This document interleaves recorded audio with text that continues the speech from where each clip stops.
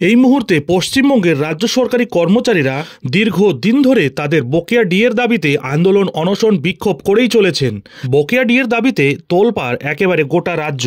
শহীদ মিনারের পাদদেশে সংগ্রামী যৌথ মঞ্চের ব্যানারে প্রায় 2 বছর ধরে মাটি কামড়ে আন্দোলন করে যাচ্ছেন শিক্ষক, শিক্ষিকা এবং সরকারি কর্মচারীরা। পুজোর আবহে কেন্দ্র তার সরকারি কর্মচারীদের জন্য আরও 3% ডিএ ঘোষণা করে দেওয়ার পর বর্তমানে 53% পাচ্ছেন মহার্ঘ ভাতা, এবং সেই জায়গায় দাঁড়িয়ে পশ্চিমবঙ্গের রাজ্য সরকারি কর্মচারীরা এখনও ডিএ পাচ্ছেন মাত্র 14%। অর্থাৎ কেন্দ্র সরকার এবং রাজ্য সরকারি কর্মচারীদের মধ্যে বর্তমানে ডিএর ফারাক হয়ে গেছে 39%। আর এই 39% ডিএ আদায়ের লক্ষ্যেই এবার চলছে রাজ্যের লক্ষ লক্ষ সরকারি কর্মচারীদের এই আন্দোলন।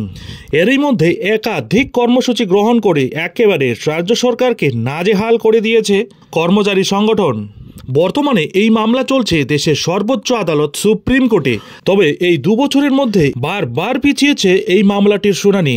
এই মামলার পরবর্তী শুনানি আগামী বছর অর্থাৎ 2025-এর 7 জানুয়ারি হওয়ার কথা রয়েছে।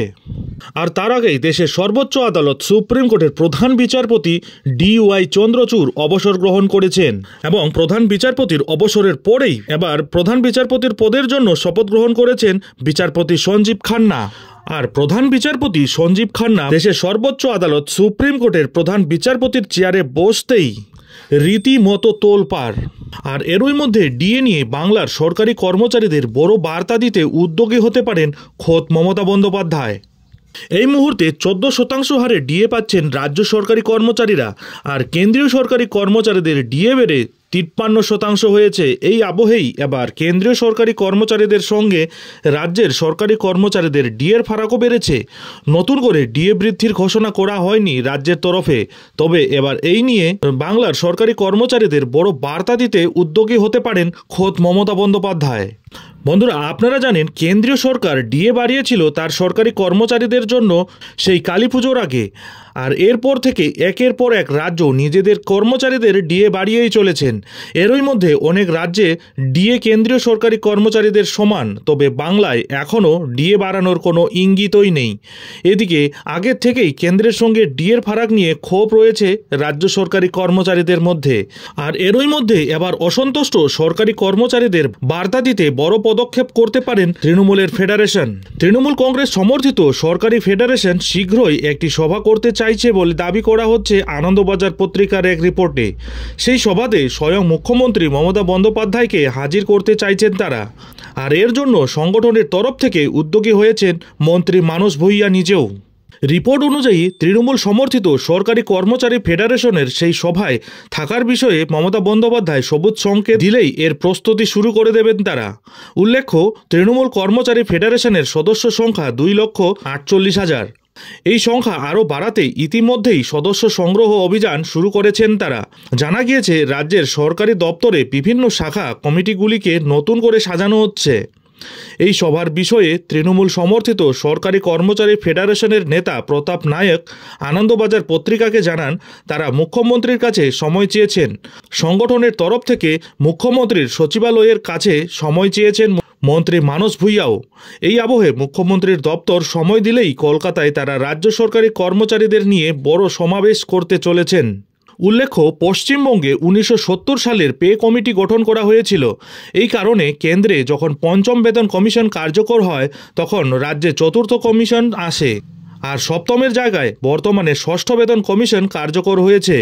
উল্লেখ্য, কেন্দ্রীয় সরকারি কর্মচারীদের 6ষ্ঠ বেতন কমিশনের অ্যাকচুয়াল এফেক্ট 2006 সালের 1 জানুয়ারি, আর পশ্চিমবঙ্গের 5ম বেতন কমিশনের ন্যাশনাল এফেক্ট 2006 সালের 1 জানুয়ারি থেকে। এরপর কেন্দ্রের 6ষ্ঠ বেতন কমিশনের ডিএ মিলতে শুরু করে 2006 সালের 1 জুলাই থেকে, আর রাজ্যে 5ম বেতন কমিশনের ডিএ দেওয়া শুরু হয় 2008 সালের 1 এপ্রিল থেকে।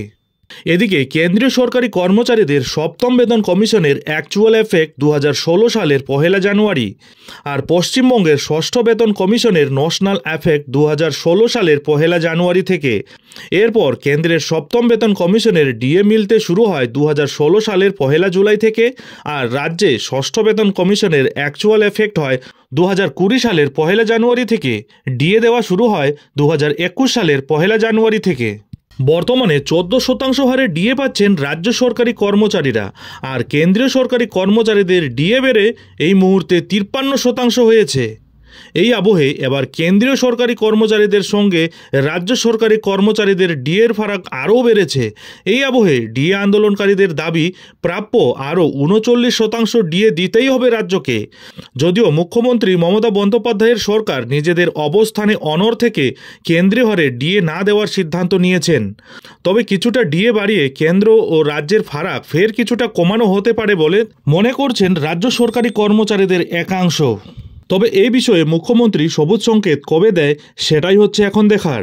আর এদিকে নতুন বছর অর্থাৎ 2025 সালের 7ই জানুয়ারিতে দেশের সর্বোচ্চ আদালত সুপ্রিম কোর্টে এই বকেয়া ডিএ মামলার শুনানি হবার কথা থাকলেও তা তো এখন সময়ই বলবে যে ওই দিন শুনানি হবে কি না, কারণ এই মামলার শুনানি ইতিমধ্যেই 13 বার পিছিয়েছে।